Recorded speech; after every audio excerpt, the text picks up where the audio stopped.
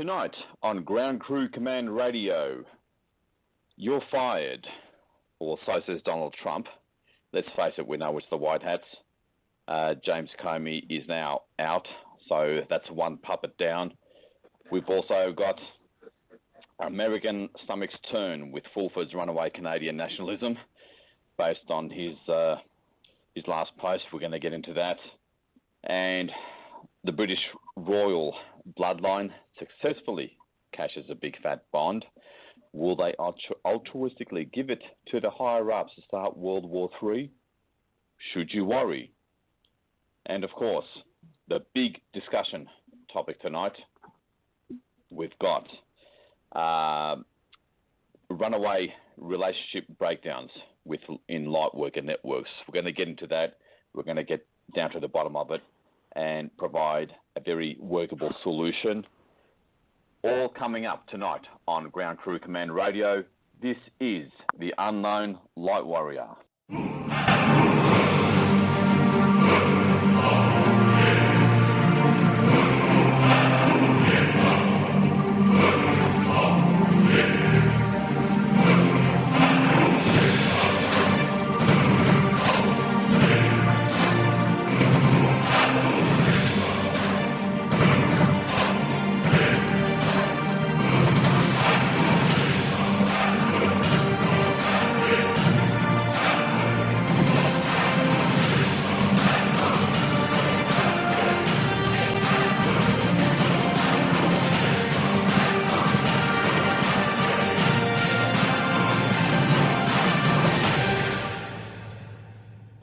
Welcome to this week's episode of Ground Crew Command Radio. This is the Unknown Light Warrior.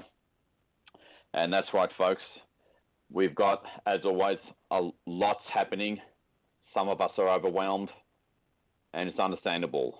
All for a good cause. We just have to hang in there till the event. Cobra recently posted a very interesting post. I mean, it was another code, but it was something to the effect of level L1 and L3 and L4, which I suspect means level 1 and level 4. So something making its way through of a positive nature. And his posts are always very revealing. And like I said, we'll get into Ben Fulford's updates later on after tonight's discussion topic, which is a critical one. It's things have reached a point where as you know, a big part of what's accelerated the event and made the event occur, or let's just say in a compounding sense, halved the timelines to the event. Every time Lightworkers, both conscious and unconscious Lightworkers, succeed at a particular operation, especially with big energetic breakthroughs. A good example being the 26th of February solar eclipse synchronized global meditation and energy work. Was more than just a meditation. There was at least a couple of individuals involved in 4 to 5 hour clearing and energy work that they timed it with that worldwide global meditation to really clear things up. And every time that something like that occurs, and we all do that, it often halves the timeline to the event. So if it was 12 months, it becomes 6 months. And then when Lightworkers successfully work together harmoniously for the most part and succeed in something else, whether it's clearing a power center of some sort or a key strategic nexus ley line point, more light comes in, more of darkness gets cleared or transmuted, and the veil weakens that much more. And the overall net effect of that increase in frequency because of the light that pours in halves the timeline to the event again. And this keeps on happening several times a year. And so the key to all this is the connections between Lightworkers who put together from much sacrifice, personal time, personal energy, monetary investment. A lot of this, it relies on Lightworkers working together well and maintaining clean connections. Obviously, what's the logical step for darkness? That's right. Infect those connections. Send in unconscious or conscious operatives to appear really nice and friendly and basically start polluting the network. Now, so this is very interesting, and this has sort of become, gradually been getting worse and worse, especially over the last 12 months, but in recent weeks, it's starting to get really critical. Damage is being done. And that's why, and so much of not just the planetary liberation itself, but that constant compounding of halving the timeline to the event, reducing again and again and again the time it takes to the event. That's been heavily dependent on Lightworkers working together. So that's why I've devoted this whole, certainly most of this show, to this particular topic. I will be providing steps, protocols that you can use to apply to your relationships, your network, and even if you only do, you only are a part of organising, global synchronized meditation. That's still a big operation. That requires a lot of work, media work, conferencing with other Lightworkers and so forth, synchronizing, and we're involved in roles and actions that are not just energetic in nature, especially when it comes to doing grid work and clearing power centers, both man-made and natural, but also very, I suppose, corporate type, very corporate type roles.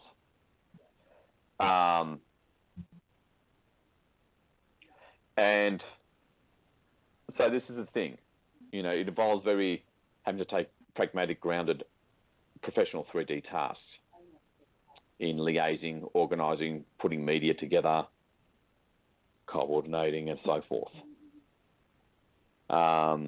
So now these protocols, they will be posted tomorrow. The text, the article version, it will be posted tomorrow on the returntoyourtruth.com blog. If that's the sponsoring website for Ground Crew Command Radio. So if you just go to returntoyourtruth.com, you'll go to the top right navigation menu, and you'll see articles by the owner and blog, radio show and blog. You'll see those words up there on the top right at the navigation, and click there, and that's where you'll find the blog. So this is a big deal, okay? Hence the cancellation of whoever we were going to have on today. And so kick back, relax, because I'll be pretty much reading from this article that was started 3 days ago, and I just completed it today. And enjoy and take this all in, because it's a critical issue, very acute issue that needs to be addressed. So enjoy. So this article, it's titled "The 3 Operational Protocols for Lightworkers and How to Spot and Shut Down Darkness Conduits in Your Network to Protect Your Relationships and Operations." And an important preface here.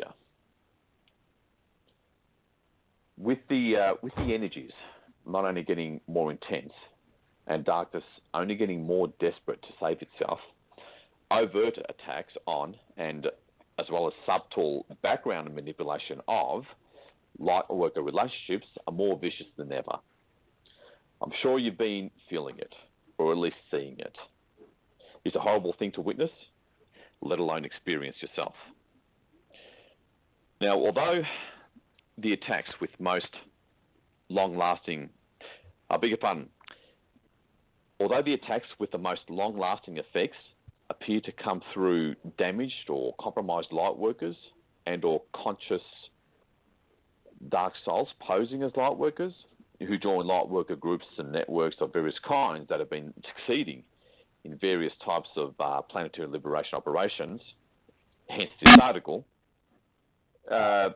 which is to help Lightworkers carry out their soul-based duty with much more ease and grace while maintaining their network or should I say their network of loving relationships with comrades and soul family that are clearly getting massively attacked, massively interfered with by darkness as part of an overall attempt to derail grid work operations and synchronized global meditations, which have, like I said before, decimated darkness in recent years. And to further compound things, such operations have halved the time from now to the event, not just once, but several times, thanks to these huge successes of Lightworkers working together in powerful networks. The problem gets even more acute because Lightworkers and Light Warriors are putting in a lot of their personal time and with very limited resources, carrying out critical operations across the planet to not only speed up the time to the event, but to prepare the planet for the shock and impact, in every sense of the word, of the event flash and the event itself. This work is either done remotely or involves physical travel to specific locations where darkness has its physical anchors into this world. Real risk is involved.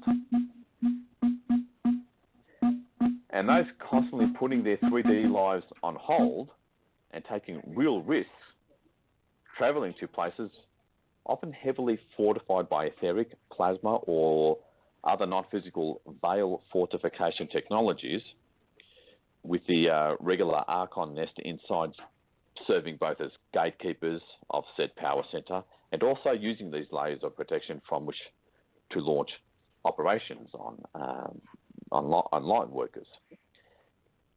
These people deserve special honor.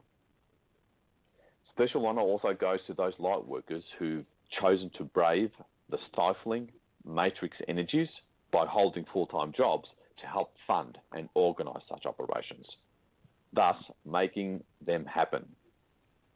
True movers and shakers indeed.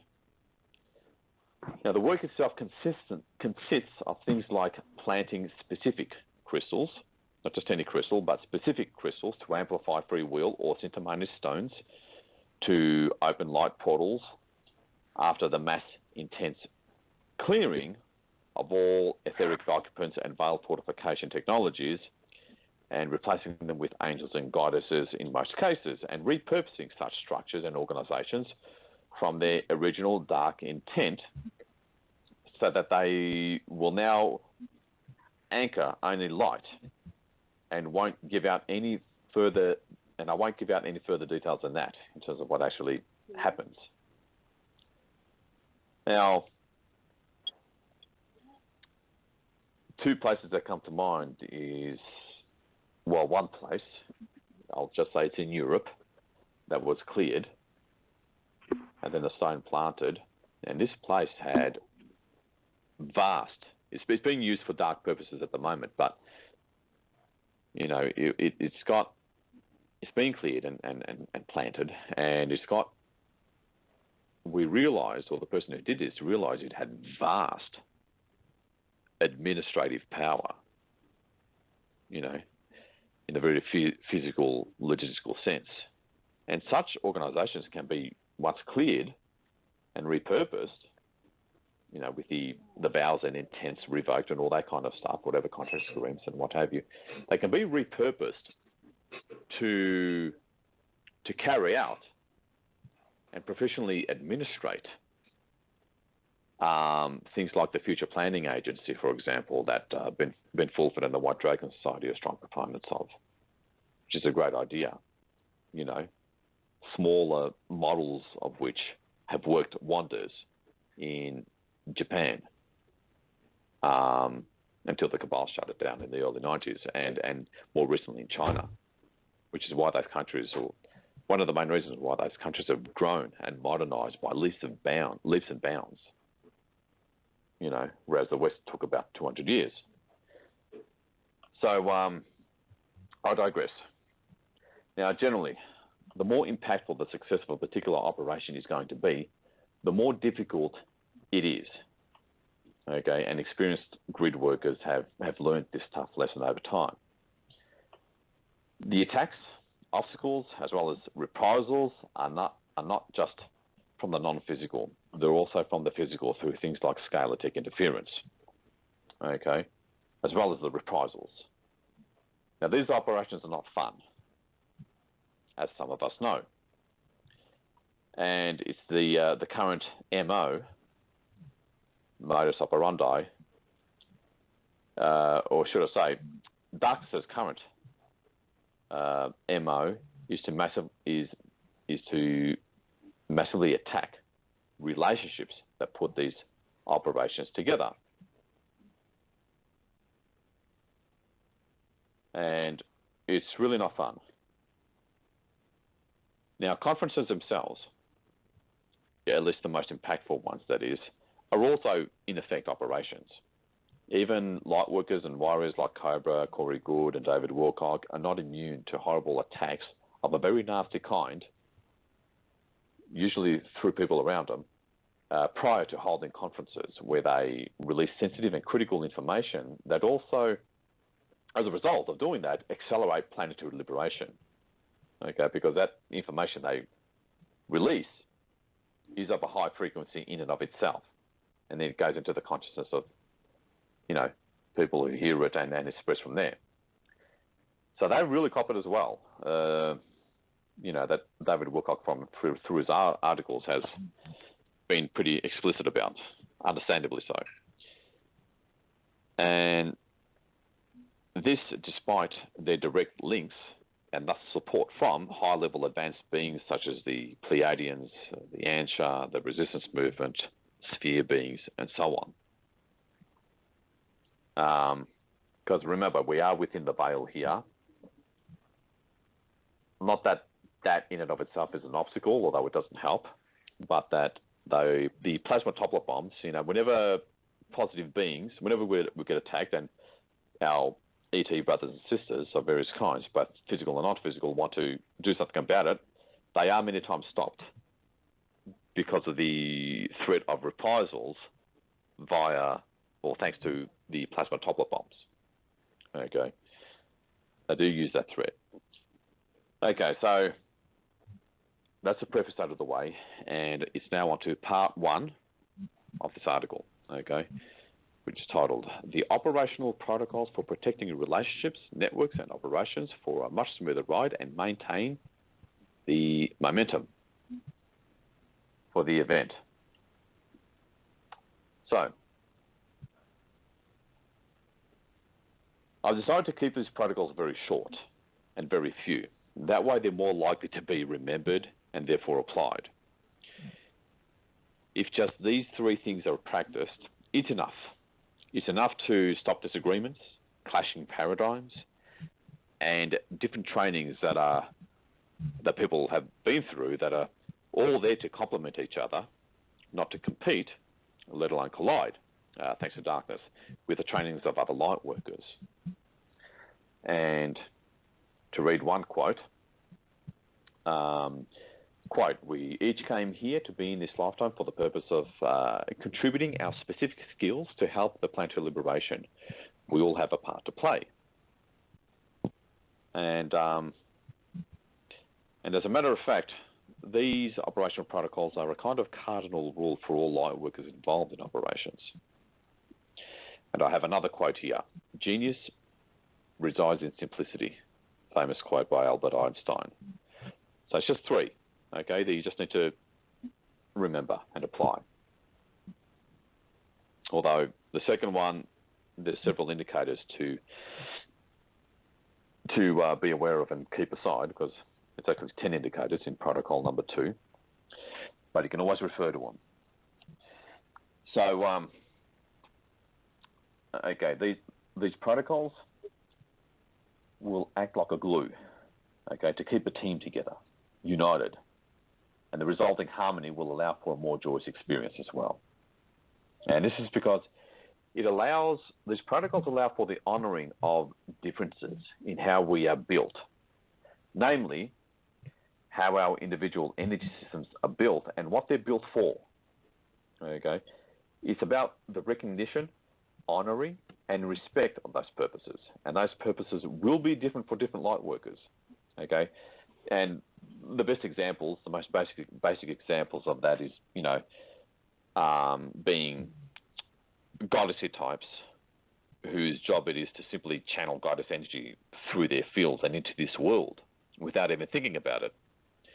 And pretty much the opposite types, light warrior types, who are designed for being sent in to rather nasty places where risk to life, including loss of life, has occurred.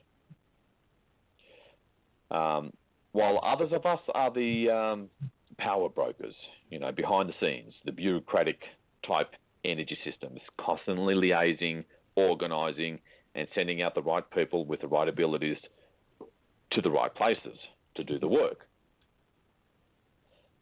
And it's about the understanding and respect for different soul purposes between light workers, okay, all of which complement each other within operations and create powerful synergy when working in harmony. And having the fundamental awareness, understanding, and adherence to that all guidance received by each individual light worker is guidance intended only for them, okay, because of their individual soul character, soul purpose, how and what their energy system is built for, inherent within talents and abilities, okay. And it's this last point that experience has shown most light workers are either not aware of or not applying, therefore not honouring. Okay, because we all seem to have an assumption that, we're involved in the one thing, so we must all be, it makes sense that we would all be receiving the one guidance, the same message. Not quite the case. Okay, and I'm sorry to tell you that light worker operations are also somewhat compartmentalized, just like the alphabet soup agencies in the military, and there's a reason for that. So, this has resulted in the very naive, damaging, and costly, quote, one-size-fits-all, unquote, cult programming mentality that, all we have to do is just focus on spreading goddess light from just simple focus on meditation. Well, you might be built for that purpose only. Hence, that's your guidance, not others. Okay? And this is low consciousness and disrespectful mentality. This low consciousness and disrespectful mentality, this one-size-fits-all mentality has been exploited by darkness as a very deliberate, powerful yet subtle tactic through compromised light workers or dark beings posing as such to undermine the aggressive mass transmutation and liberation of critical power centers that are usually heavily fortified dens. Okay, and more on that in a moment. So, protocol number 1, recognizing and honoring the differences of what each of us are energetically built for and here to do, therefore here to do. And in short, this first protocol is centered around recognizing, honoring, and loving our uniqueness and differences as much as our oneness and intrinsic equality. Okay? And if you're receiving guidance to only focus on the light and nothing else, then that's that's for you to do. Okay, that's your purpose. That's what you're built for and why you're here for. It doesn't mean that is the same guidance given to all other light workers. So it's imperative you honour and respect that fact. Some light workers, especially with the example of light warriors, are receiving guidance to go to the deepest, darkest places, both physical and non-physical, and transmute them back to the light. That is their guidance, because their purpose, because that's their purpose. That's what they're built for and why they're here for. And hey, of course, someone has to do the dirty work, which is mass transmutation in not so safe places. Okay, so show respect and honor. Show respect and honor them as well, because they're the ones making sure the path is cleared for Goddess to spread her light everywhere, especially in places that make the biggest difference. So it's important to, not impose your guidance that's specifically for you, guidance that's based on what you're here for and built for, onto other light workers. It's not only low consciousness, but it's undermining the synergy between light workers, promotes division and disharmony, and risks delaying the event and full preparedness for a smooth transition when the event hits. This is not a game. Okay? Because rest assured, you're going to find that the world is not so full of love and light if a certain critical mass of clearing is not achieved by the time of the event flash. By the time the event flash arrives. So be sure not to be the one that literally calls up fellow light workers, and this is literal personal experience. After they've exhausted themselves from a hard and successful campaign somewhere in the world, trying to convince them or their partner that, quote, you don't need to do that kind of clearing work, just focus on Goddess light and all that kind of stuff. Because that actual incident that did take place is an example of the love light cult mentality darkness is applying through dark or compromised light workers. This is not only highly disrespectful to veteran light workers and light warriors, but it's also fundamentally naive and dishonors the purpose of others and what they're built for, and thus what they're here to do. And of course, it opens up energetic conduits for darkness to start infecting a network. Thus, eventually, and this has happened, ruining light workers' relationships once the infection takes hold. So, if you've been noticing a continual breakdown of relationships within your network, where once not too long ago things were joyous and uplifting when interacting with each other, then this has most likely happened, and darkness has entered your network through such naive and disrespectful guidance and actions. Now, granted, we're not all perfect. We do make mistakes. But we do, have enough humility to recognize the error in our ways, and we shut it down, any negative infections that came from a mistake. And that's not what I'm really referring to here. Now it gets worse in terms of the example that I just gave, because such an action exposes the individual behind it that's compromised and manipulated by darkness. Because what else would darkness be trying to do other than trying to stop and at least undermine light workers from carrying out such tasks based on intuitive information specifically received only by the ones who carried out that task, because it's intended only for them, because of what they're built for, okay? Especially when such quote-unquote guidance is being communicated to light workers who just completed critical missions, required for the proper sequencing of liberation milestones to eventually liberate the planet, which is another aspect of this.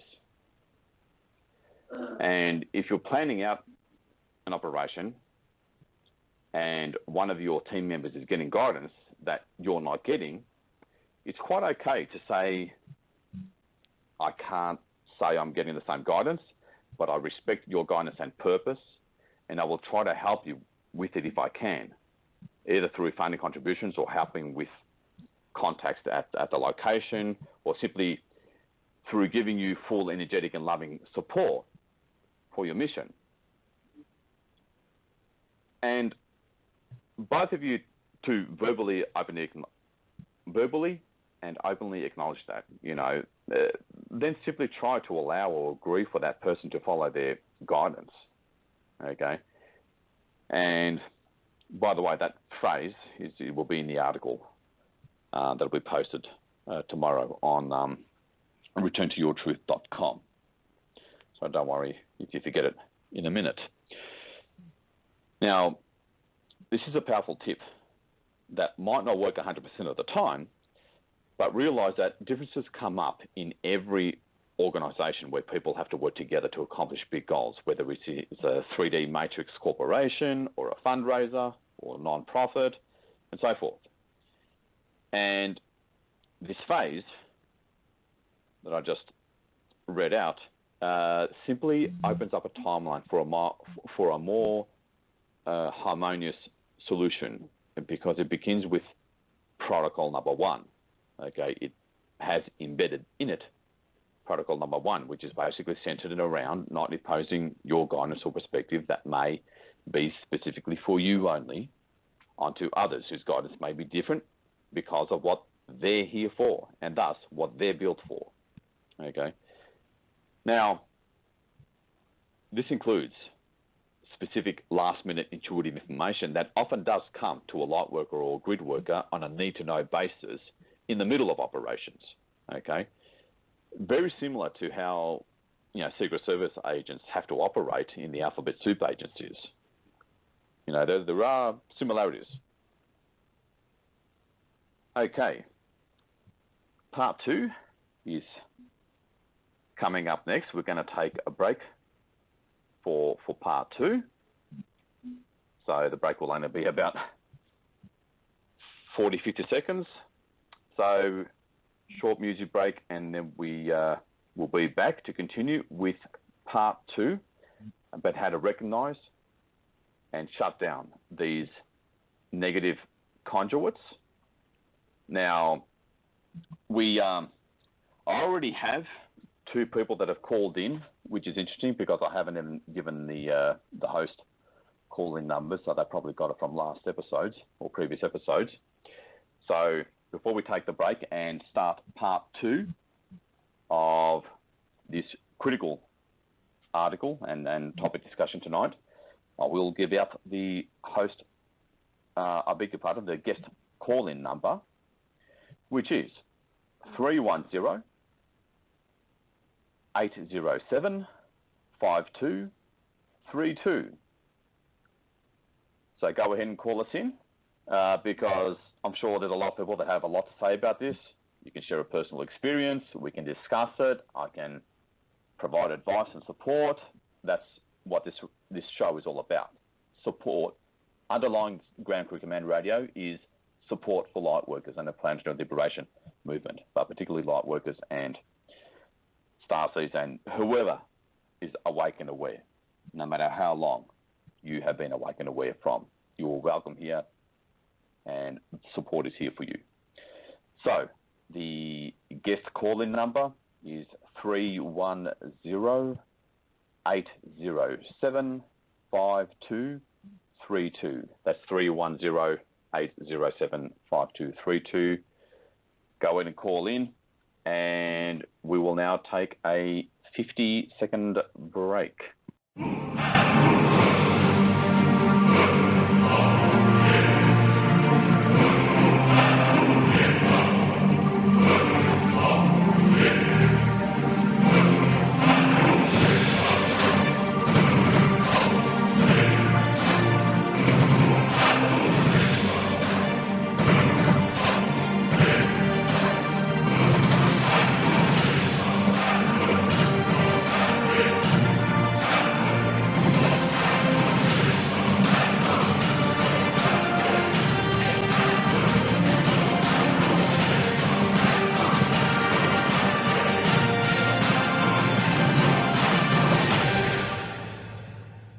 Okay, and we're back to start part 2 of the 3 operational protocols for Lightworkers and how to shut down negative conduits, or prevent negative conduits in the first place from infecting your network and causing relationship breakdowns.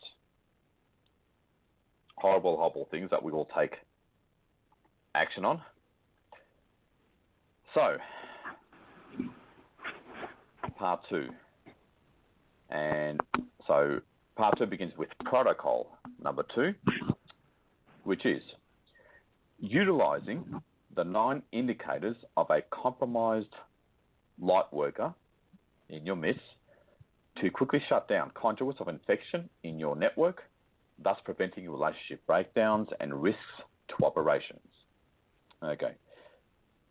So the following cardinal indicators have been gleaned from not only years of experience in putting together and executing often difficult and intense yet successful operations with a team or network, but also based on the 3D professional experience of comrades, people who I've worked alongside with, who not only have witnessed the same things that I have, but who are also well trained, and I mean in a literal sense, at the 3D level in the field of psychology. Okay. So this means, they studied and had to memorize reams of books on human behavior and the clinical observation of abnormal human psychology and how to recognize it. Okay, how to spot it. Ranging from PTSD symptoms and the traits of traumatized individuals, the behavioral traits of psychopaths, and how to recognize the dysfunctional behavior displayed by these people as a result. And just as important, recognizing how these people's behavior affects others around them, virtually as well, because most of us work together through, chat groups, for example. So with the clinical qualifiers out of the way and the assurance that you're not wasting your time listening to opinion or perceiving nothing more than, just a possibility of, this is just a personality clash, okay, as if we have time for that. Here's the 10 cardinal indicators that you have a damaged, compromised, or dark individual in your network. So you will therefore be able to take appropriate measures, spot it, take appropriate measures before things get out of hand and you see the sad consequences of all this and the slowing down of, which is the slowing down of planetary liberation operations, which is darkness as goals, because that ultimately slows down planetary liberation itself, So, the 9 indicators of a dark or compromised member in your network. Indicator number 1, no actual contribution, meaning they don't actually contribute anything unique, original, or fundamentally constructive, most notably in person, but also in team chat groups. Now, this may require you to pause and reflect back on people's constant comments to realize this, okay? Now, this is just one indicator that they're either compromised or a negative being. Indicator number 2, constant appraisal of others. They obsessively and consistently compliment others at every turn in chat groups usually. Now, this is done to win the favor, approval, and trust in your network, okay? And the tricky thing is that it often involves courting. They court you, they court other people, which risks making you see this as nothing more than the compromised individual just being sweet and nice. Okay, so have a good think about that. Indicator number 3, noticeably little or no vetting and details about their operations. Okay. Now, this may not apply in your particular group or network, but certainly does in some. They obsessively and constantly post things they've accomplished or claim to accomplish, either by themselves or by others outside your group, whom you and your network don't know, with a noticeable yet consistent absence of any details about their quote-unquote operations. These accomplishments may or may not have taken place, as no one in your group can vet whether the operation actually occurred, because it's always done by quote-unquote their contacts they conveniently have all over the country or world. Okay, a very popular person indeed.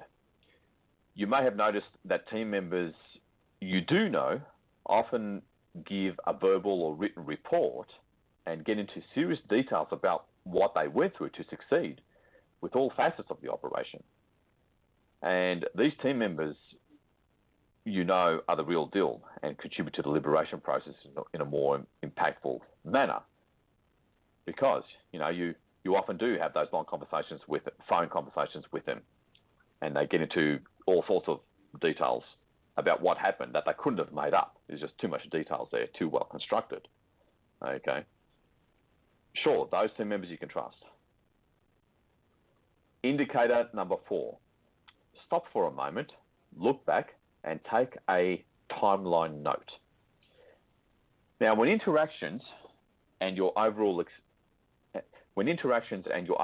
experience with your network has noticeably gone south, take 5 minutes and reflect back on when it started to happen. Then track back as much as 2 months back before that, or 3 months back before that, and recall who entered your network during this period. And jot down a short list of these individuals for now. Indicator number 5. They often appear bright and clear using the black hole effect. Years of experience and harsh lessons have taught us something called the black hole phenomenon. Now, this is where a person who, quote unquote, enters the scene looks and feels just fine, even wonderful. But upon some quick reflection, you realize things started going south around you and them not long after they arrived in your network. The fundamental every Lightworker needs to be fully aware of is the darkness that works through a wounded and therefore compromised individual, let alone through dark souls consciously posing as Lightworkers, often does so by them energetically disguising themselves, or let's just conservatively say, acting like someone really nice in every sense. Now, you can notice the giveaway by noticing what happens around them, okay? Hence the name black hole phenomenon, because you can't see the darkness in the individual in the same way you can't actually see a black hole, okay? They appear perfectly bright and nice and all love and light. But like with black holes, you'll notice things around them going south, okay? Just like with black holes. Namely with, the people and relationships in your network, okay? And this often applies to people, to people's personal lives as well. And we certainly had experience in that as well.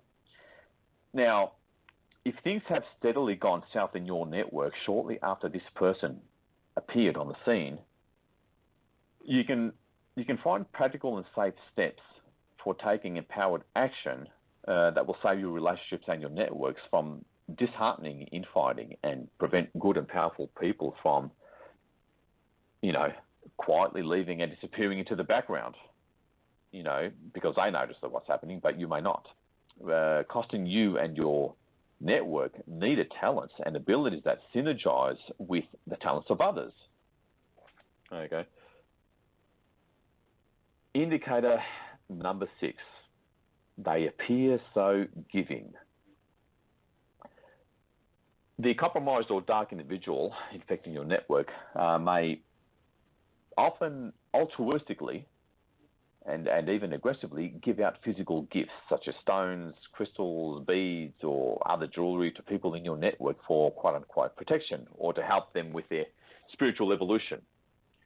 Now, if this happened, let alone if you received, if you've received such physical gifts, but you notice life is not getting any better and no new empowering consciousness insights have occurred in your personal evolution, let alone if you're noticing that others in your network who've received such gifts are seemingly under constant and massive attack, that they can't handle all of a sudden the way they always could in the past, to a point where, they don't feel okay being alone, even needing someone to constantly be with them physically in order to feel safe,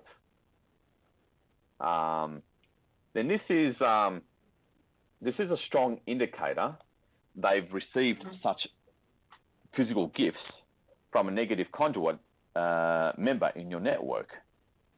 Okay? Now, such gifts are more often than not contaminated and have a curse or portal inside that either attacks the recipient, often your loved one, partner or friend, or someone in your network, or is designed to take down their personal aura and other forms of personal protection, so they lose their ability to cope with the intense energies of compression breakthrough the way they used to. Thus, you suffer as well, indirectly. If you notice people in your network who are not able to recover from attacks like they could in the past, and it's just ongoing, quickly ask them if they received a physical gift from someone as much as 12 months ago. Okay, so be aware of that timeline. It could be something they received as much as 12 months ago, that long ago. Because if it all happened, if the physical item started doing its thing straight away, then the recipient will know, will work it out. Or there's a risk they'll work it out. So it could be as much as 6 to 12 months later that physical item starts to carry out its negative intended purpose. Indicator number 7. It's all love and light.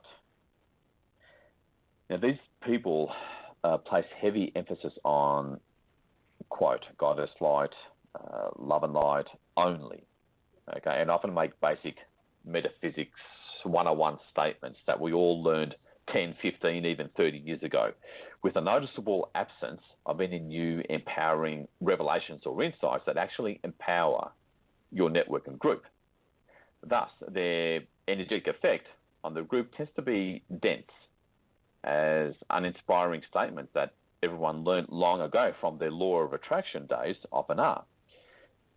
Now, this helps accrete negative energy into your group, which is the conscious or unconscious intent of the compromised or dark individual.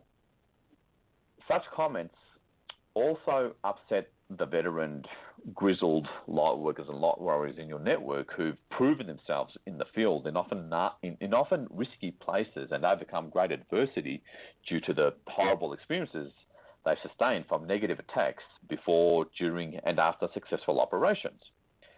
Thus, more negative energy is now accreted into your network, making your beloved comrades more vulnerable to negative infestation and attacks on relationships. Okay? In other words, you don't want to have, your best and strongest and most proven members in your network get pissed off. Indicator number 8. Repeating everyone else with no empowering originality for your group. Now, they seem to constantly parrot other things people say with common responses like, quote, yes, me too, quote, oh, wow, I saw that too, or I was just about to say that too, in a consistent manner. Okay, notice the key words here, consistency.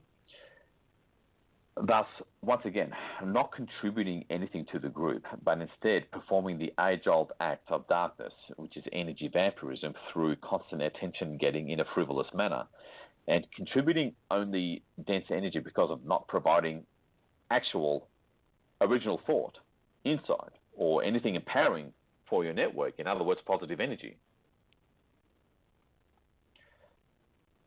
So, 2 more to go. Indicator number 9.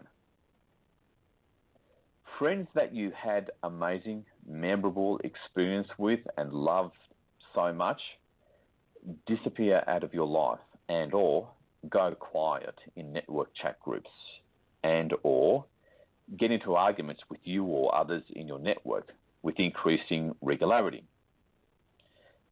Well, that title for that indicator, number 9, says it all. And it is a sad, needless, yet inevitable result of negative conduits, from compromised or dark individuals that got in, often well after your network has been formed and was succeeding, not being recognized within the group and removed or shut down by the group in a consensus and planned way, in a proactive way. And indicator number 7, indicator number 10, the last one. Constant hold-ups or delays in tasks being carried out during operations. Now, this indicator can be caused directly from non-physical darkness, but generally, this has, in our personal experience, been fixed by doing a energy clearing session for an operation. If we're noticing all these hold-ups and delays and frustrations. But many times it's not. And many times it's not.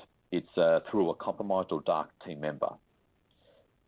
So if you've been having regular recurrences of delays or hold-ups of any kind, and it's happening consistently, almost every operation, you may have a negative conduit in your network. Okay. And the thing about that kind of negative conduit is that it can't really be shut down energetically. You have to remove the person, and then clear your group, clear your network, let alone the operation, after you've removed that person, because they may have done a conscious or unconscious curse if they're kicked out. Okay, so that's the thing. Physical conduits through a person can't really be shut down unless you kick them out. So that's the 10 indicators that basically that you have a negative conduit in your network, meaning a negative or compromised being or team member in your network, and that's all encapsulated by protocol number 2. So use those indicators. Okay. Once again, I'm going to be putting this up tomorrow on the returntoyourtruth.com blog that you'll find on the top right, next to Where Research Radio Show. So that's protocol number 2. Let's now move on to protocol number 3, which is a lot shorter. And that is simply to clear a mission before it begins. Okay.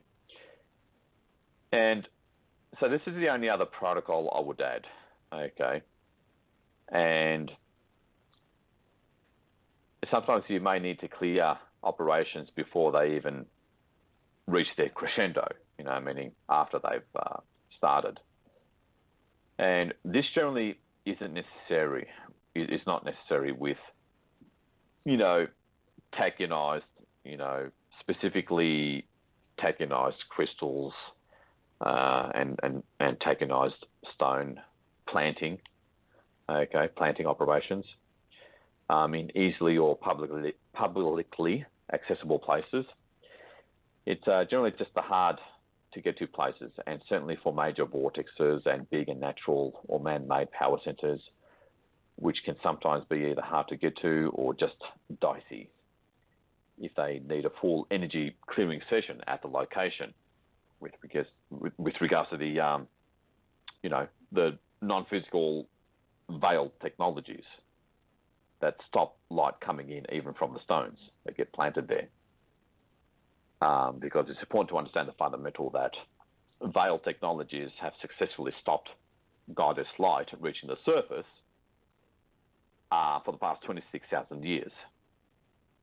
So it does help pierce the veil from within when you plant a stone, but it doesn't. It's often not strong enough to liberate a specific power center that has a lot of plasma, etheric, veil fortifications. Okay, because those fortifications are specifically designed to stop the cosmic godless lights from coming in. Even if you plant a stone inside that location, rest assured they're quite familiar with this thing, darkness on them. So manual removal is generally needed with a lot of these power centers and major vortex nexus points and grid points, the real strategic places. And if you don't know a good energy practitioner that has some sort of track record with clearing operations, either before an operation or during an operation, if you start to have all these holdups and frustrations and preventions all of a sudden, then I will refer you to our sponsoring website because, they definitely qualify and have proven themselves in the past in clearing projects and operations. Which is, of course, returntoyourtruth.com. There's actually a specific service there specifically for clearing projects, operations, groups, companies, and so forth, organizations, and so forth. So that's the one you'll want to utilize. Okay, so we don't get any delays, you don't get any frustrations, which then causes, arguments and what have you. So there you go. It's just 3 protocols to follow with the handy 9 indicators always at your disposal. So you can easily and successfully utilize protocol number 2. Okay. And yes, I'm sure you can think of more protocols you may want to add for your network, customize it a bit. But it's best to stick to as few as possible so that they're easier to follow, not to mention actually followed by your team, because it's easy to remember. And these are simply the core necessary universal protocols for Lightworkers that are enough on their own, to save your network, to protect it, and maintain those beautiful and loving connections with dear friends you never want to lose if the wrong person gets in, which can happen if you're not careful, okay? You know the indicators now, or you can go get them when they're posted on the returntoyourtruth.com blog tomorrow. So, conclusion. So things have gone south in your personal network that was making great headway with planetary liberation operations in the past 2 to 4 years, and a member came in later who matches 2 or more of the indicators, of those 10 indicators in protocol number 2, then for the sake of planetary liberation, for the sake of beloved comrades you've trusted in the past and your relationships with them, please take action by copying and pasting some of the comments made by 1, maybe 2 of these newcomers, or recording the actions these people have consistently displayed or taken underneath 2 or more of the indicators, the 10 indicators and protocols, which you'll want to paste that into a Word doc as well, and send it off to just 2 team members who you have always relied upon and who always delivered the goods in the past, consistently, vetted with your personal experience, and have been around since the beginning of the formation of the group, when things were really going great and you were having a wonderful, empowering experience with your network, and start building a consensus and agreement on what to do, okay? You have the tools and guidelines now, so save your relationships, make the event happen, okay? And that's that. It's that's the protocol. So go for it, make use of it. You have this resource now. I promise it will be posted tomorrow on the Return to Your Truth blog. There you can get it and use it for you. And once again, it's such a critical thing to utilize. Now I've just received word here that there's audio problems. So I'm going to test things out quickly. We've got 3 callers live on the line. Actually 2, they've dropped off as well. So let's see if we're not having any technical issues. I needed that drink. Okay. Where are we now? Let me bring on one caller. Firstly, to make sure that I'm being heard. Okay. And let's bring on caller number 612. Okay, let me see here. Bringing you on live. Okay, caller 612. Hello. First of all, can you hear me? Hello. Okay, can you hear me? Yes, I hear you just fine. Fantastic. Because I've had to call in from via Skype today, and we all know how that can go. So your first name or pseudonym, and which part of the world you're from?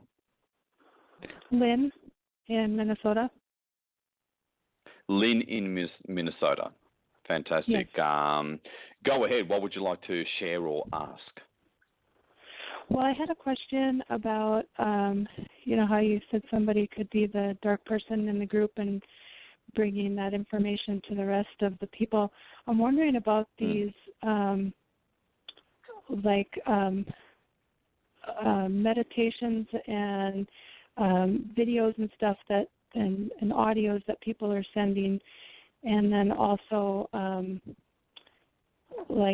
codes that they're sending out to the groups or their people in their groups, and saying that the codes are for everybody to be upgraded or to listen to. By the way, I'll just upgrade stop you for a second, Lynn. Can you either raise your volume or maybe hold the mouthpiece closer to your mouth, because you're pretty low, pretty quiet. Is that better? Yes, it is. So just Okay. backtrack half a sentence and go ahead. So the codes that folks are sending out to their groups, videos, audios, those sort of things, are those good for the group as well? Or are those usually for the host or whoever's sending it out? Usually full of what, sorry? For the whole group. Like upgrade codes and those things that people are putting on their websites. Okay, with that kind of thing, the best thing to do is just notice the effect. How does it make you feel? Okay, notice the effect on you. And if it's negative, mention that with, often original members of the group that, the most proven, vetted members of the group that are usually first on the scene, mention that to them. And of course, not to the person who shared the video or audio. Okay. And simply, make sure you're very explicit and clear about keeping this communication of yours quiet that you had a negative experience for what this person posted. Okay. And say and then just watch, the 2 of you or the 3 of you. Send it to 2 people, so you can triangulate. And then just watch and look out for consistency. See if the person does it again. Okay? Because if it happens once, okay, we can make that mistakes. Okay, mistakes happen. The giveaway and the big indicator is consistency, whether they do it regularly or not. Now, sometimes they may do it, send something negative and then something positive once or twice and then something negative again, okay? And they do it once every 3 or 4 times. Well, that's still consistency because they're doing it every 3 or 4 times. But if they're doing it every second time, let alone every time they post or send something like that, that's negative, then you have consistency. And that's where you start to very privately communicate this to 2 or 1 or preferably 2, maybe 3 other people that you can trust, that have been around from the beginning and have got a proven past, thoroughly vetted by you, and just keep it quiet and just watch for that consistency. And when that consistency starts to occur, you then check the 10 indicators of a negative conduit in your group, go and see if they're doing any of the other indicators. Okay, and then if they are doing two or more of the other indicators, let those same people that you're sharing this with know. Make sure you remind them to keep it completely private, and get that consensus agreement first. And once you do that, you can start notifying other people, okay, particularly the admin, the people who started the group or whatever. Because most often this sort of thing occurs in Facebook chat groups, being probably the best example. And so that's the basics of how to go about it. Okay. Does that help? Yes, very helpful. Thank you. Fantastic. And thanks for calling, and keep at it. Okay. Once again, all those indicators will be posted on returntoyourtruth.com blog that you'll find at the top right navigation menu. And anything else you want to mention or share, Lynn? Oh, I was just going to say caller. On the number 9 and number 10, that would also apply to like entities and implants on a person as well, I think. Good point. Just a comment. Yes, it's a helpful comment, because a person could be compromised in all sorts of ways. They might have encountered a negative person at the shopping centre they just came back from, got courted, or who knows. And they're saying stuff that, you notice the energy's off or a bit weird for them to say, and that kind of thing. So yes, you're right. It could be through an implant, whatever the means. The result is often somewhere in those 9 indicators, that you can spot and recognize, and try to work with at least 2 other people. Be very communicative in sharing this with 2 or 3 other people that you can trust, that have been around since the beginning, and energies haven't gone south with them being in the group. So, and it's proven themselves. So, yeah, be very communicative with people you can trust. Tell them, look, keep it private for now, set this aside for now, but we just have to watch this to see if consistency emerges. Okay. Right. And then make sure they understand. So, well done, Lynn. Keep at it with your particular role and in planetary liberation and what you're built for. And, keep on going. Great. So thank you. Thank you for the show tonight. And have a wonderful night. You too. Okay. Bye-bye. All right. So we got area code 907 is our next caller. Okay. So area code 907, I'm bringing you live now. and just state your name or pseudonym and where you are in the world.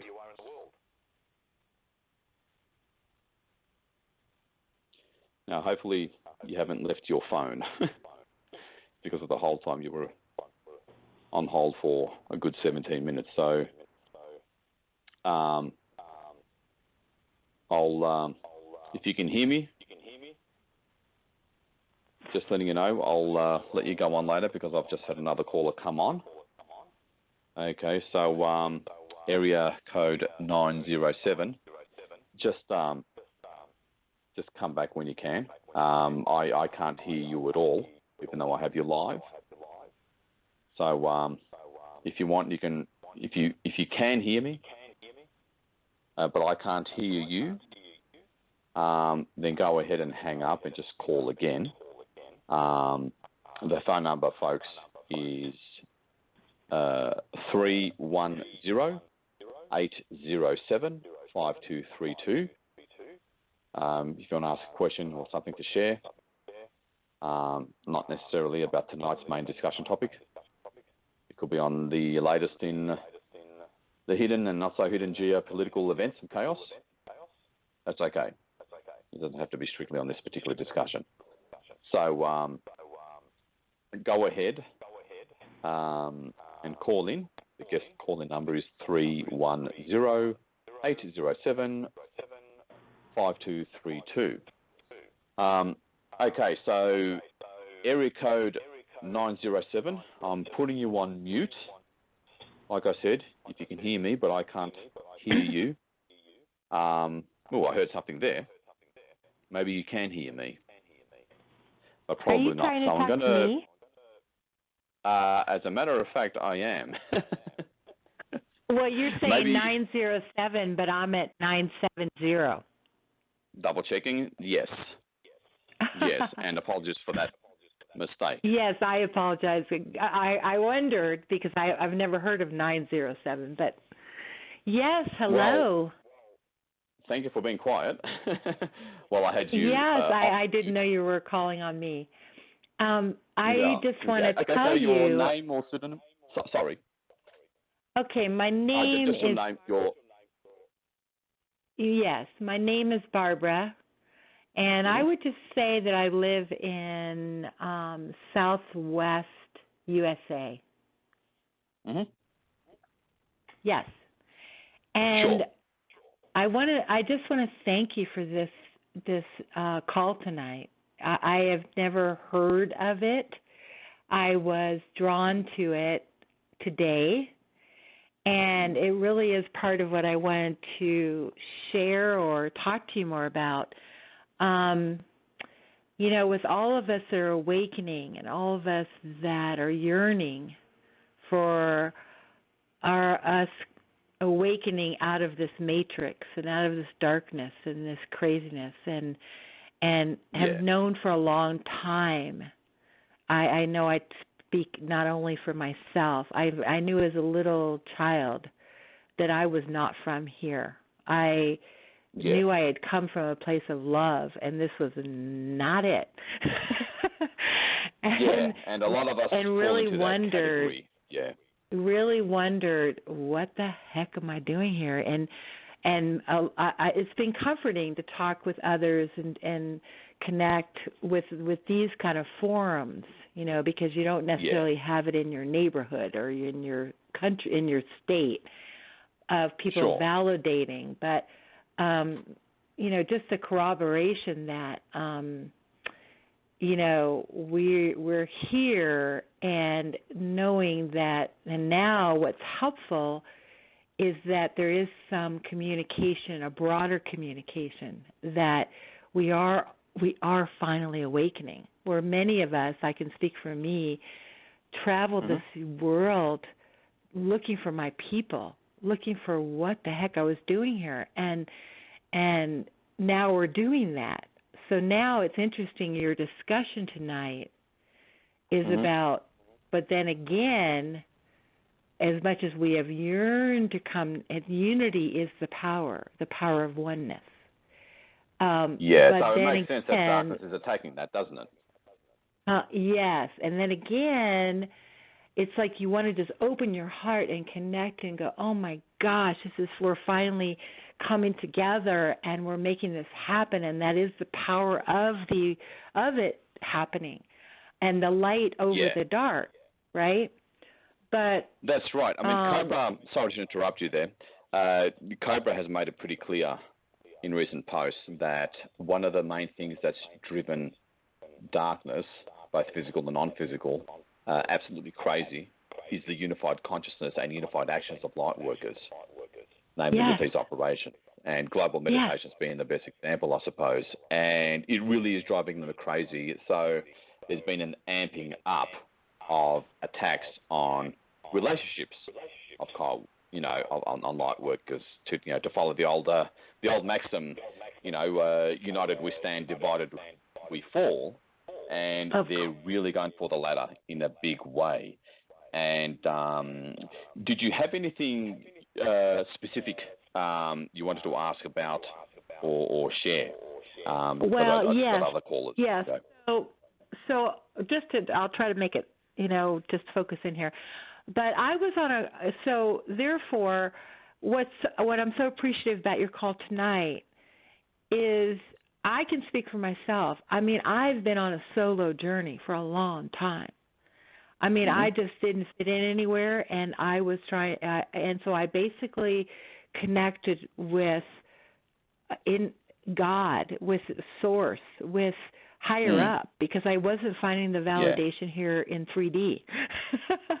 So very common story. I guess, and so my excitement is finally like, I don't want to do this alone, and none of us do. And we want to come together and really just reflect and reinforce each other. So I was on a call for 3 years with I don't know whether, I'm not going to name the whole thing, but I will tell you this person, and I'm not one to follow gurus. I never went looking for one to tell me what to do.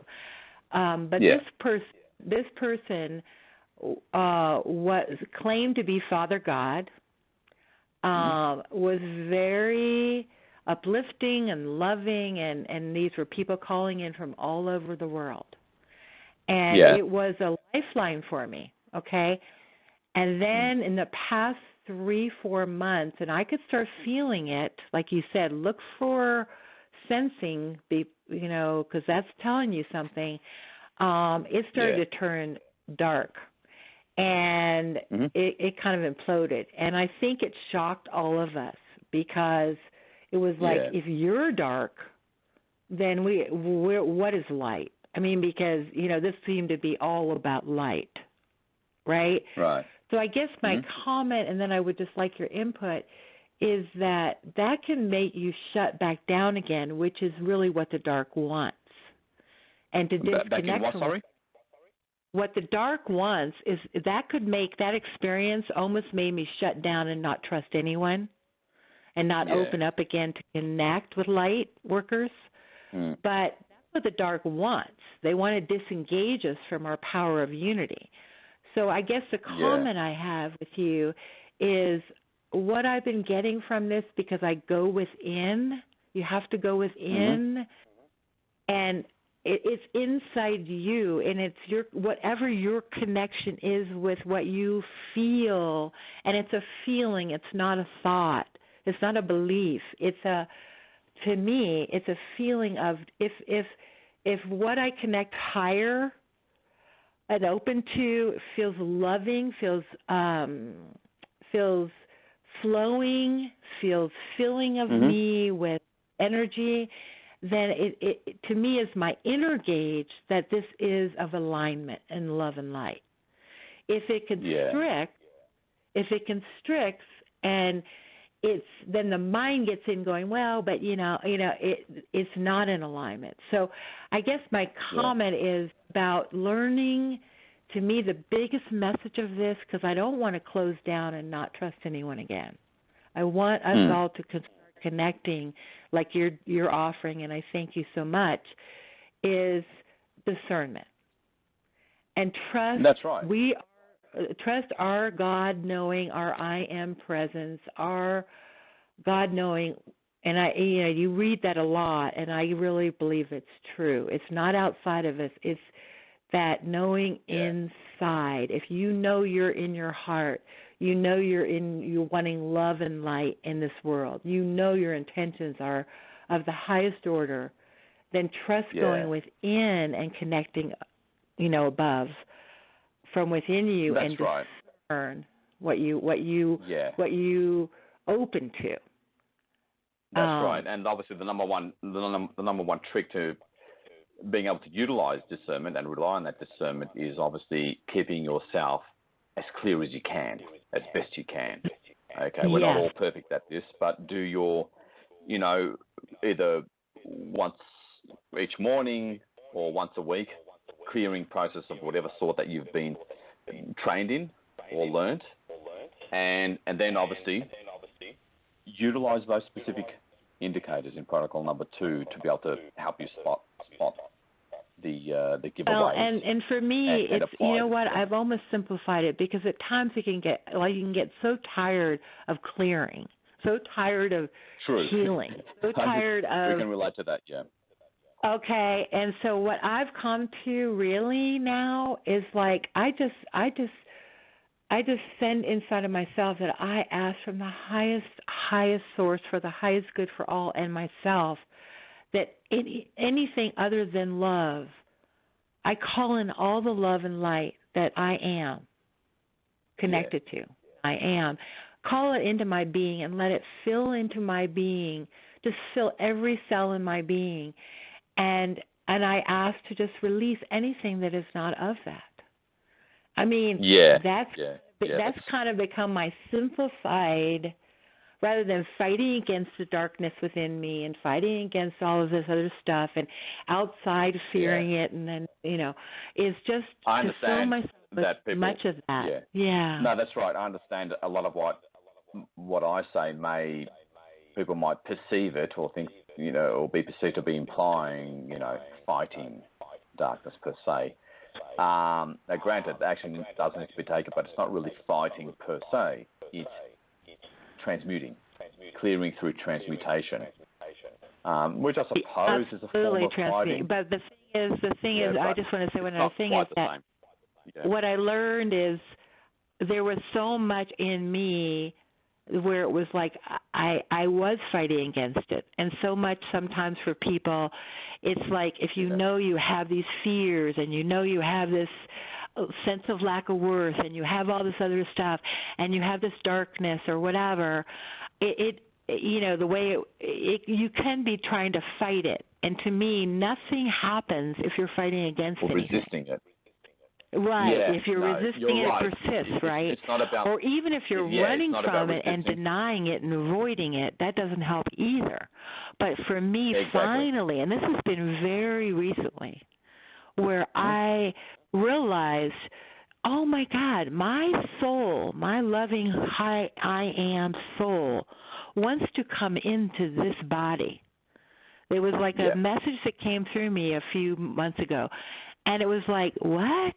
I've always been trying to get out of this body and go back up to wherever else it is that my soul is.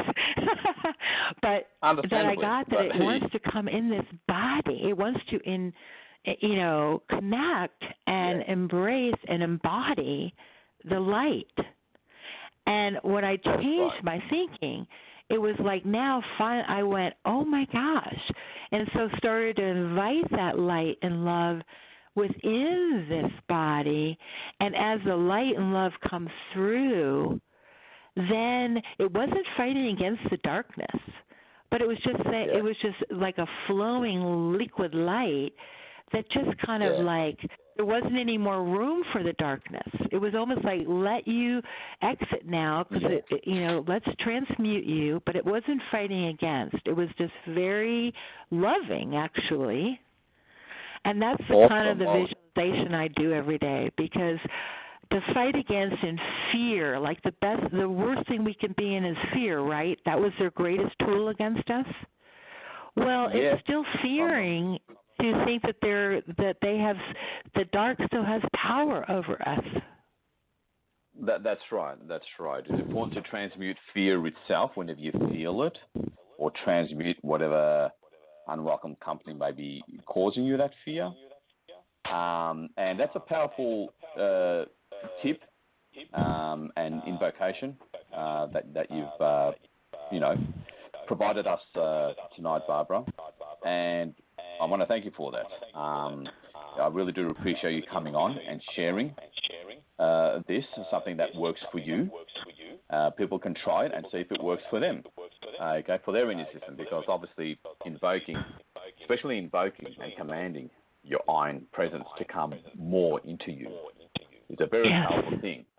And certainly, I admire the fact that you followed your guidance on how to dissolve, the energies that you may encounter or experience every day. And so well done for following your guidance and using that and discovering something through your guidance that works for you. So folks, go ahead and try that. That may work for you as well, or it may not. It depends. We're all sort of built differently. Different things work for different people, and so on and so forth. And on that note, Barbara, I want to thank you for calling in. Unfortunately, we are running out of time. Yes, and can I just ask you real quick, what is your name?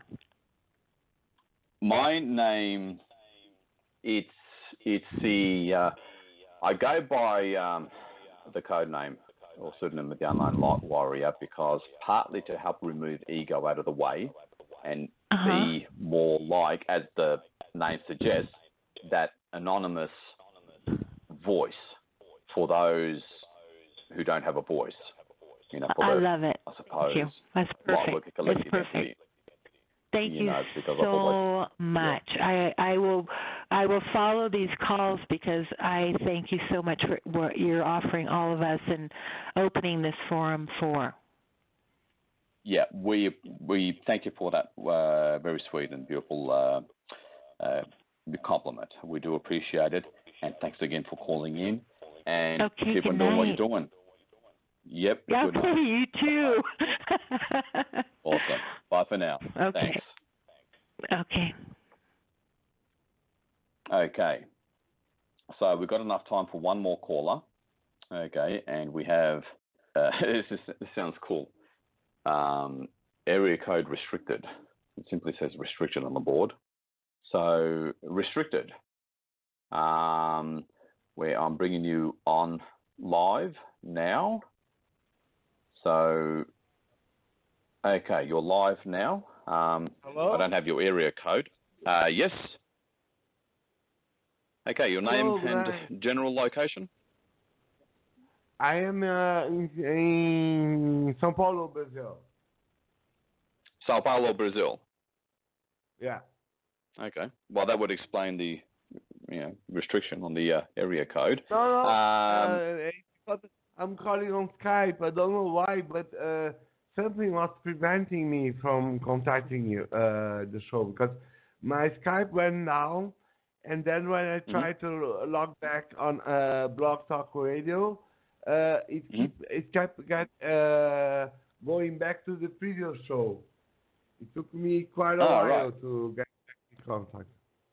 Yeah, I've had a couple of interferences as well, which ironically is a good thing. It's a good sign, because you know that you're actually doing something positive, contributing something very real for the planetary liberation part of the planet. Now, what first name would you like to use, or John?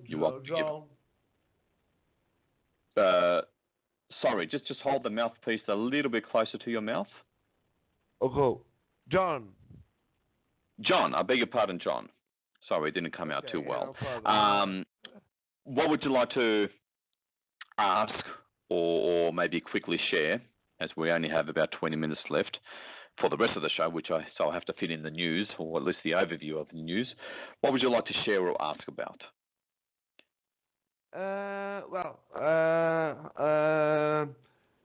I been feeling that I try to make the story as short as possible, but I survived many things over the last 20 years. I faced death many times, and every time I'm very close to accomplish something very big, it seems that all my friends and family, they are like possessed or controlled or somehow Stopped. Somehow stopped at the last minute. They try to stop me. And most of all, I would like to ask all the listeners to the show to please do a research on WWIII YouTube channel. She's the greatest genius alive. I've been researching What's her name again? work for WWIII, like DESIRE.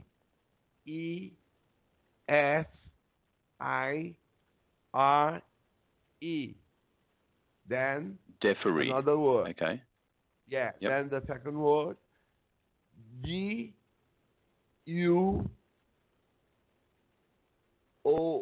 Sorry, I have to. GUO. Is that correct? I have to check it back because French always mess me. Sure.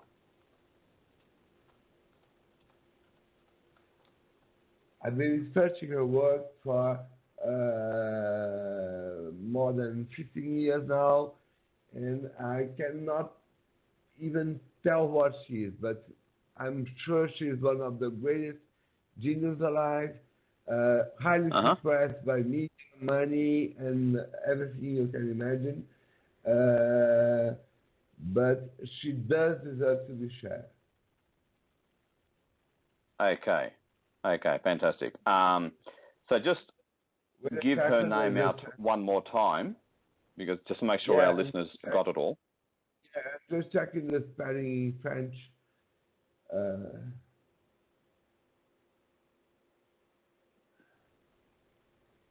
Okay, I'm done. It's Desiree GU. Yeah. Desiree DUBOUN. Okay, so that's a great resource that you recommend. And her work can also be found under immune.net. Immune.net. Immune.net. Yes, she's the greatest. You won't believe what you see at her YouTube channel. Okay, so she has over 800 videos. Over the 800 videos over the. I tell you what, go to returntoyourtruth.com. Yeah. Okay, and scroll down all the way down to the bottom, and you'll see a little box where you can send a message. Okay, I'm doing. Yeah. And send the link to her. I will. I do have lots of info about her. Can I add attachments to the message?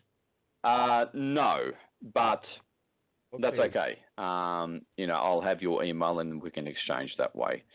So sure. Yeah, send the link to her YouTube channel and her website through that box, and I'll make sure it becomes available for our listeners on the Return to Your Truth blog. And thank you for calling. Thank you very much, John, for calling. Thank you very much. And thank you. Keep on stepping into your power. I will. Yeah, fantastic. And hi to everyone in Sao Paulo. Thank you for calling, and you have a good night. You too. Thank you for the one. Yeah, thank you, and you're welcome. Okay. So there we go, folks. The ending portion, or the portion for this tonight's topic discussion. Now, time for a bit of your weekly dose of empowering clarity, inspiration, and motivation to get you through the Archon invented work week. That's the new slogan for the Ground Crew Command as it relates to getting some clarity on the geopolitical chaos that's been happening. Now, for those of you who follow Ben Fulford and actually caught up with his most recent release, especially if you're American, it's what he wrote regarding Canada buying out the bankrupted assets of the US. Okay, and this is partly intuitive information as well that I'm going to say. Don't let it worry you or affect you, let alone upset you too much. Okay, don't, I suppose, either consciously or unconsciously use it as a reason or excuse to no longer read his stuff or attack him or anything like that. It's important to understand that, and I've seen this with Lightworkers as well, who should know better. Nationalism, although it's a very good thing if you have a country that has, if you're part of a country that has done a hell of a lot more good for the world than bad, because no country's perfect, and is doing so much in recent decades to better itself, and especially a country that, has a constitution like the one the United States has. Nationalism is a good thing in that regard for those reasons. Very healthy thing. And of course, it totally pisses off the cabal, which doesn't want nationalism. It wants just one big, ugly, transnational monstrosity. No borders, but for the wrong reasons. Okay, it's for its global control. Now, and Ben Fulford, he's Canadian. He's a bit of a Canadian nationalist, and it's been living outside of Canada for the past 20, 25 years. And often people like that, expatriates, are sometimes more nationalistic and patriotic to their country that they come from, even their children. Okay, and I've personal experience with that as well. So sometimes, and that kind of like acts like a weakness or a conduit that a bit of, negative energy can come through sometimes. I've seen very, very awake and aware light workers, saying very nationalistic things that are part or, citizens of countries that have a horrendous record, absolutely horrendous record, and the world would not have missed if they never existed. Literally, that they do exist. That have a heavy Draco run history. So it does happen. Okay, it does make the mistake when it comes to weaknesses such as things we feel very strongly about. In Ben's case, nationalism. So don't let it upset you too much, especially if you're American. It's not going to happen because obviously, like I said, he's just getting carried away by nationalism with regards to Canada, and it's nothing more than that, a mistake on his part through that weakness. Obviously, Canada, like Australia and New Zealand, is largely or heavily controlled by either the Rothschilds or the Saxe-Coburg bloodline, which we know as the British royal families, the Windsors.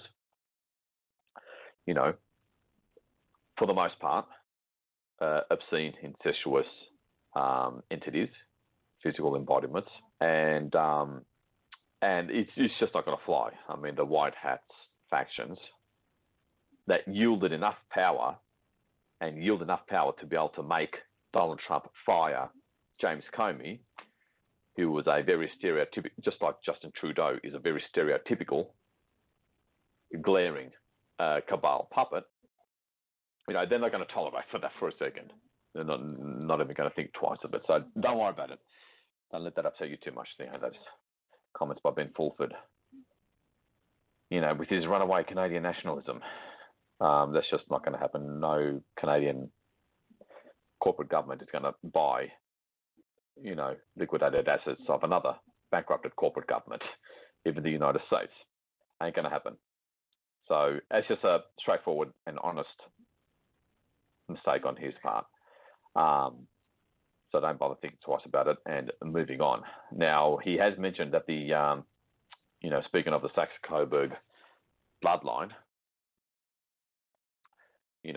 originally from Germany, who were then originally, just like the Warburgs, originally from Venice, the Venetian, or Phoenician, who were then, before that, previously from, the Sumerian bloodlines.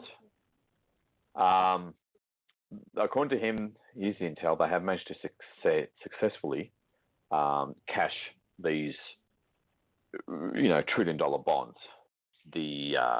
As I've mentioned in the last week's episode, the cabal has been desperately trying to cash bonds to keep on funding itself. So, and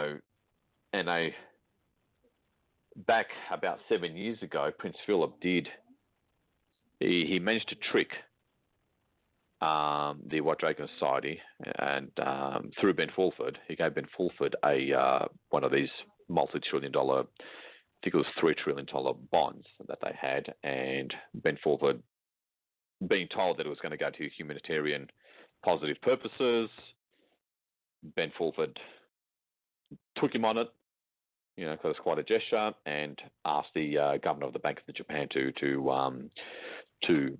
cash that bond, which the Bank of Tokyo did. And then Prince Philip went ahead and gave it to the Bush neocon faction to start World War III with. This is back in late 2009, beginning of 2010. And once they find out, the funds were immediately frozen and they couldn't use it. So, and they're still trying with that sorts of tactics, and apparently they succeeded this time. Let's see what happens. And if they do use it to try to start World War III, don't worry, because for the umpteenth time, they're going to be stopped. Okay, just ain't going to fly. Not even a, major conventional war. It's been stopped in North Korea. It's been stopped with Iraq. It's been stopped with Iran. It's been stopped with Israel. It's been stopped with trying to start it with Russia, and it's going to stop again. And it's been stopped so many times, so successfully and so consistently that you can sleep easy at night and really, really don't worry about it. Because ever since they've lost the battle out there in the 4D, outer space solar system battles, that they've lost some of these big abilities to start World War III, for example. So never fear. And of course, it was great to see Comey being fired, and that just demonstrates that Donald Trump, whether he really is a Jesuit or Knights of Malta agent or not, or whether he's been under some sort of threat or duress being handled successfully by Jared Kushner, the stereotypical Luciferian, which Ben mentioned, the White Hats are really eyeing off and making sure it's not going to last for long. It goes to show Donald Trump doesn't have a lot to say. It's who's behind him, who influences him. And we saw a great demonstration of how the White Hats can and do influence him when needed. Okay. So James Comey will no longer be there to be blatantly defending one of the most prominent Luciferians in being Hillary Clinton, but we do have to wait to see who gets replaced, who replaces him. Okay, and I'm sure we'll get fairly reliable intel regarding that from Ben Fulford, because with that sort of thing, he gets told directly by his sources in the Pentagon about this, that, or the other person, and therefore the truth about who gets to replace James Comey. So it's not one of those things where, where the US went bankrupt and he puts his own interpretation of things on it, like with his infamous runaway Canadian nationalism. So anyway, that's the deal with that. There was one more important item. Now, with Russian troops being moved into Serbia and Kosovo, no need to worry about that escalating, because it's a controlled move by the Tsarist network within Russia that are generally positive. They only want peace and prosperity. They're clearly not expansionist either. It's a very strategic move by them. And remember, Putin's group, also known as the Tsarist network, who are generally positive. They're nationalistic, but they're positive for the most part. You know, they're not perfect, but we can work with them. Put it this way: they work very closely with actual Pleiadians. They got solid connections with Pleiadians and worked, as an example, very wisely and strategically in handling the strike on Syria by the cabal, by the US Navy. Notice how that's sort of been, it's almost like it's disappeared, that particular incident, or the volatile ramifications of that incident. Notice how it's disappeared. Well, that's the Tsarist network working very closely with the Pleiadians themselves. And so regarding Kosovo, it's a move by the Russians to undermine the power of influence of the cabal-controlled EU, for starters, and take away a lot of that control. Because Ben Fulford, mentioned there's a bit of a tussle between Germany and Russia. Germany is still mostly under control of the cabal and the bloodlines, which is why it's the central authority with the whole EU cabal project. So they're moving in troops there to counterbalance that, have more influence, which by de facto means the Pleiadians have more say and influence as well, because they work so close together. But also B is to help heal and remedy the rather horrendous and nasty events of the Kosovo crisis back in 1999, which was simply the Serbian authorities, policing and stopping drug cartel trafficking through that region, and among other things, that's one of the main things. And the cabal moved in under the pretext of, the then President Slobodan Milosevic being a tyrant, which simply isn't the case. Moving in to take control of that area, to take control of the mineral resources for starters, but also for their drug business as well. Okay. There's been documentaries. One's called The Death of Yugoslavia, which you can look up, how it was actually the so-called Albanian rebels, a lot of them who were mercenaries hired from, the Middle East and Westerners, mercenaries, basically the precursor to Al-Qaeda and ISIL or Daesh, how they would move in and force Albanian civilians out of their homes and villages, and then burn the villages, and then put on actors literally in front of camera saying that the Serbs are doing that. And lo and behold, they won the world's sympathy. So that's what's happening there. It's nothing to be concerned about. It's just a strategic controlled move by Russia to help.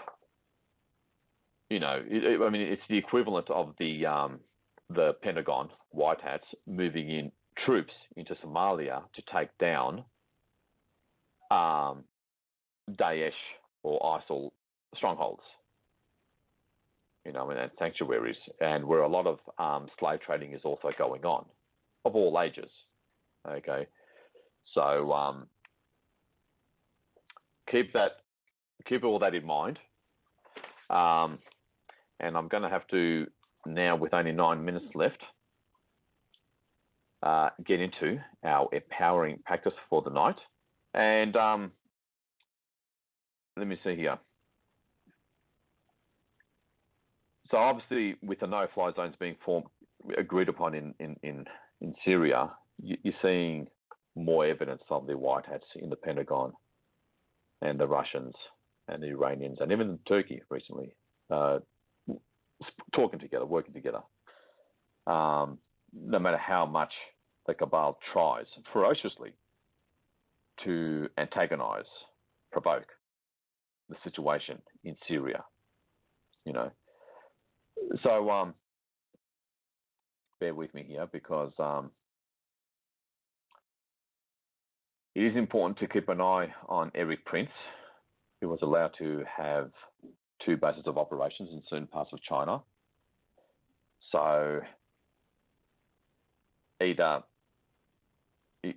negative factions within China are allowed that, or the dragons themselves, which is the primary positive faction within China, has agreed to it as a way of sort of trying to work together. One of those keeping the enemies close kind of tactics.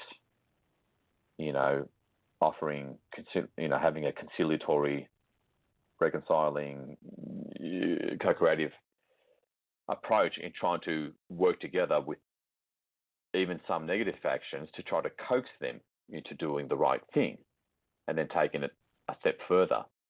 Now, Erik Prince, if you don't know, is a Knight of Malta, and Ben Fulford has highlighted in the previous post that there's a very serious infighting going on within the Knights of Malta society.